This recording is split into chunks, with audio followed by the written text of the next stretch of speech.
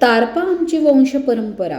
पद्मश्री भिकल्या लाडक्या दिंडा यांचा पुण्यात भव्य सन्मान. रुद्रांग वाद्य पथक ट्रस्टच्या दशकपूर्तीनिमित्त पद्मश्री तारपा वादक भिकल्या दिंडा यांचा गौरव. तारपा हीच आमची वंशावळ, भावनिक उद्धार. नमस्कार. आजची ताजी बातमी.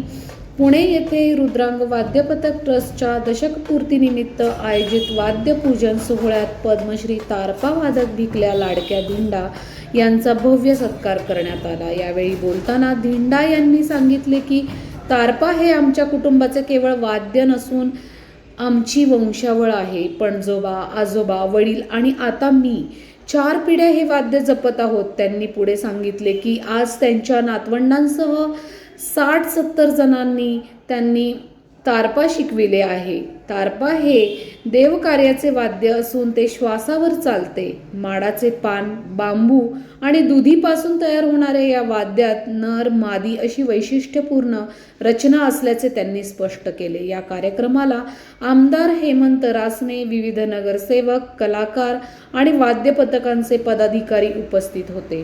ट्रस्टचे अध्यक्ष अमर भालेराव यांनी सांगितले की ढोल ताशा संस्कृतीकडून तारपा परंपरेचा सन्मान हा संस्कृती जपण्याचा प्रयत्न आहे. गणेशोत्सवाच्या 135 वर्षाच्या परंपरेचा उल्लेख करत धर्म आणि संस्कृती जपण्याचे कार्य उत्सवातून होत असल्याचेही मान्यवरांनी नमूद केले. धन्यवाद. पुणे 24 न्यूज. जय श्री डिमळे.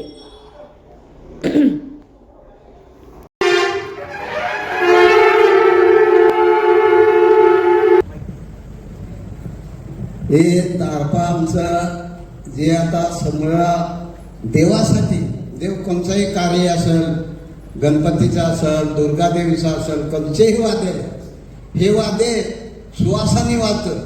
वारा येतो तेव्हा झाड येतं, तसा त्याला सुवास दिला काय ते वाजतं. नर आणि मादी आहे, स्त्री पुरुष असं हे बनवलेलं आहे. हे माडाचं पात आहे आणि 2 बांबू आहे, बाई आणि पुरुष, आणि त्याला दुधी जोडलेले आहे. यांना दोन्ही आपले जसा शरीराला सुवास तेवढा त्याला सुवास घालायचा. आमचं हे 900 पिंजोबा पहिलं वाजवायच्या, आजोबा धाकल्या वाजवायच्या, धाकल्याचा मुलगा लाडक्या वाजवायच्या, लाडक्याचा मुलगा मी भिकल्या वाजवायच्या. हे वाद्य आमचे वंशावळ हे देवाधर्मानं पारंपर्य आहे. आता माझा नातू पंतू शिकतोय. बाकीचे लोक मी बरंचसं 60-70 लोक सगळं शिकवलं, पण तेवढी देवाची माहिती आणि देवाने जन्माला दिला आहे ते आपले मनाला विचार करून आपले विचार करायचा. विचाराला विचार केला तेव्हा विकसित हो. असं हे माध्यमानं तुम्हाला वाजवून दाखवायचं आहे. अजून एकच प्रश्न. ठीक आहे, वाजवा.